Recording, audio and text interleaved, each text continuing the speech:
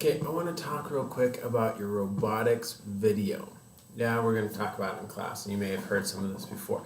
But your robotics video, I give you a short example here of just me taking and you've got to do a couple of turns. I only do one turn.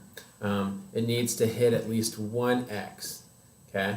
And you can either lay out your pathway with, and I use blue tape, but having something, remember that it is going to be rolling over, so like you saw it moved my X after it hit it just a little bit. So, taping things down to the floor is really helpful for making sure that you have the consistency that you want, because as you do things multiple times, you may try and tape out everything after you've already programmed. You make this program, then okay, now let's try and chart what it does. Well, your charting may not be exactly right.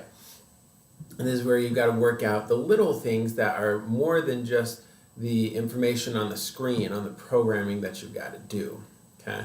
So be aware of those kinds of things. It's nice to kind of have the plan out. As you can see, I actually had blue tape go a little bit farther because I mapped it all out. And then I had to move my blue tape shorter. So it turned before it reached the end of the blue tape in the video. Okay? So that's kind of helpful to have and think and realize, and that's some of the problem solving that really we are trying to get with this robotics aspect, inclusion in mathematics learning, because how often do you have extra information you don't use, or you didn't intend to use it that way, but you did, those kinds of things play a part in this. Okay? So thinking about all the different parts for this robotics unit or assignment, you're going to be doing programming this robot. It's already made, it's already set in there. Okay? You've got to figure out what it does, how to control each of the different things. I'll tell you one of the things that's probably most common is that if you misunderstand something and tell it to do something, it tries to turn or do whatever gears or whatever you tell it to do, and if it can't successfully do it, then it sits there and keeps trying, and you get stuck in a loop, right? Students are going to do the same thing. So you've got to be able to catch that. The nice thing is, as you program stuff, you look at your computer screen and you're like, oh, it's still kind of flashy on that one thing. I need to fix that. Okay? And that's where it's stuck. So you have to tell it to stop. You've got to undo anything that you've done. Okay? So especially with the hammer, right? If the hammer's down, you have to tell the hammer to go down and come back up. If you leave the hammer down and then ask it to go down again, it's going to keep trying to go down, but it can't. It's stuck. Okay? So the programming aspect of this, you're going to have several other pieces that are just kind of sitting there to use, other than your actual code that you do use to run.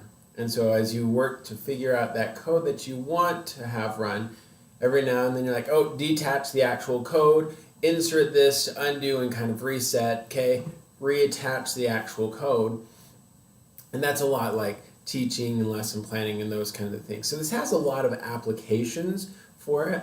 So that'll be a fun aspect to be able to catch and see. So you're just creating a little video, as much kind of instructional video as you can.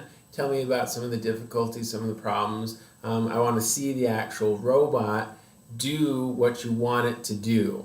Okay, so you may want to tell us why or whatever. This is a first time around, so feel free to be creative, stretch yourself a little bit. It may just be, hey, I've got to get it, it did a square and hit once, fine. Keep it very simple.